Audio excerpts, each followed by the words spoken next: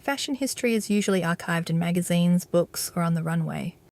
But in the 90s, some of the most iconic moments were happening in music videos.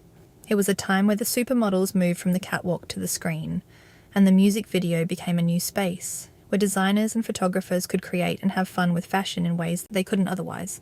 Today, we're looking at 6 of the most iconic fashion and music crossovers.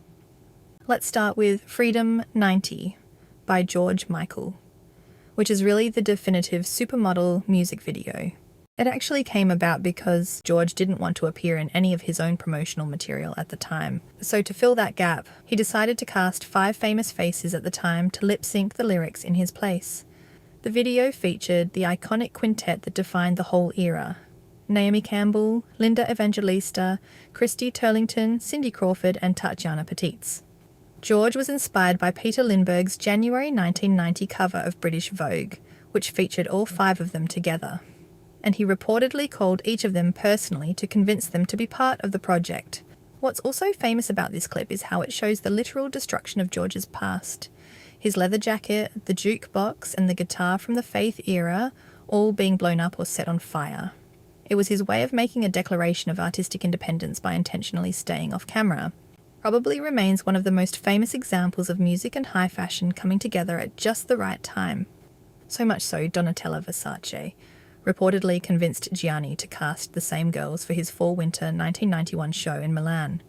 To close the show, Gianni sent Linda, Cindy, Naomi, and Christy out together, linked arm in arm, lip-syncing to Freedom 90, while George Michael watched from the front row. Cindy Crawford later said that if she had to pick her definitive supermodel moment, it was that specific runway walk. It really shifted the industry, moving away from seeing models as just walking mannequins and turning them into stars. George followed this up with the music video for Too Funky, but this time it was a full-blown runway spectacular. It's famous for being a collaboration between George Michael and the legendary designer Thierry Mugler.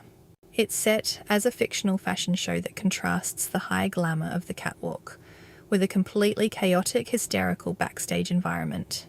The casting was very much top 90s talent. There was Linda along with Nadia Auermann, Ava Herzigova, Tyra Banks, Estelle Halliday, and Emma Scherberg, along with famous figures from the film world.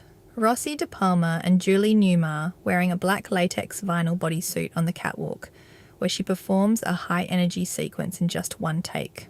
The fashion is some of the most memorable in history, in particular that motorcycle bustier that Beyoncé later referenced, and the chrome robot suit worn by Emma. But despite how polished it looks, the production was actually falling apart behind the scenes, as Michael and Mugler had massive creative clashes because they both had such strong opposing visions.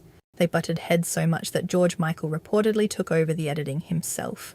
To make sure the music didn't get totally lost in the fashion, it got so bad that the video famously ends with a cheeky credit that just reads, "Directed by ?" What I love most about this one, though, is that even with all that drama, the models and the crew actually donated their time for free. The whole project was released to benefit AIDS research through the Red Hot and Dance album. The music video for Wicked Game is often cited as one of the sexiest ever made, starring Helena Christensen and Chris Isaak in these intimate black and white shots on a deserted beach. And I'd be interested in what you think, because while I think the video is beautifully shot, I just can't help but feel a lack of chemistry between Helena and Chris. It was directed by legendary fashion photographer Herb Ritts and his signature style. His skill in lighting and high contrast photography that made the video a visual success. This was really the breakthrough moment for Helena Christensen professionally and personally. She was so striking that it caught the attention of Michael Hutchence from In Excess, which led to their 5-year relationship. The music video for In the Closet, also directed by Herb Ritts, is a landmark moment that brought high fashion minimalism to Michael Jackson's Dangerous era. The whole video is famous for its sensual choreography and the chemistry between Michael and Naomi Campbell.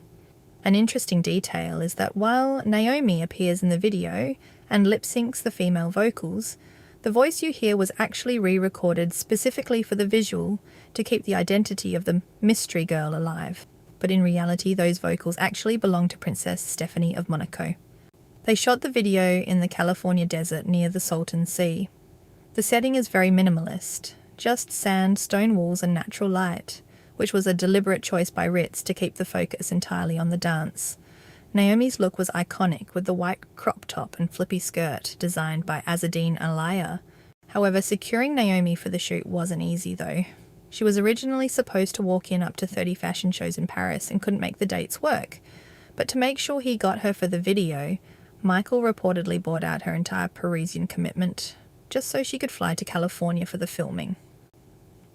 In 2003, Kate Moss collaborated with Primal Scream for their cover of Some Velvet Morning.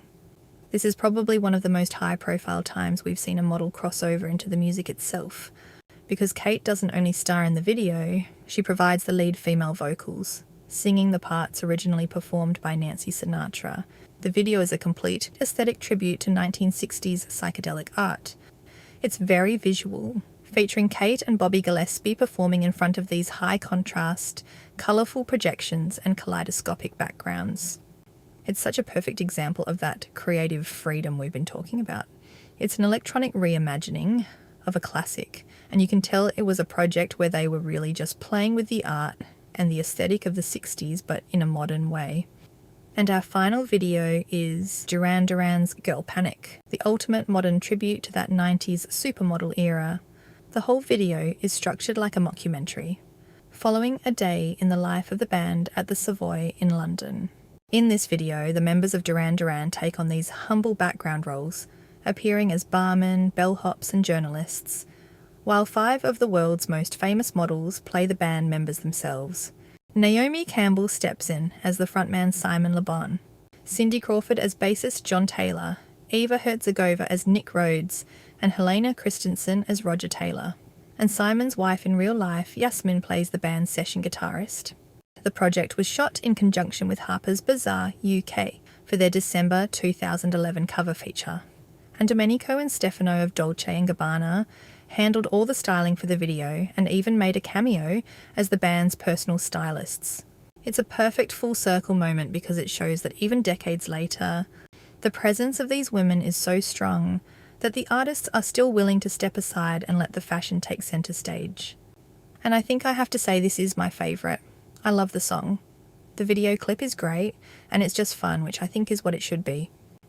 It's interesting to look back and see how these videos have held up. They've really become some of the best records we have of that 90s aesthetic, mostly because they let everyone involved, the designers, the photographers and the models, just have a bit of fun with the medium. Unfortunately, I can't play the music in this video, but I have linked each music video below if you want to listen and watch them in full. And I'm curious to know which of these is your favourite, or if there are other videos from that time with a great fashion crossover that I should look into. Let me know in the comments. And thanks for watching After the Moment.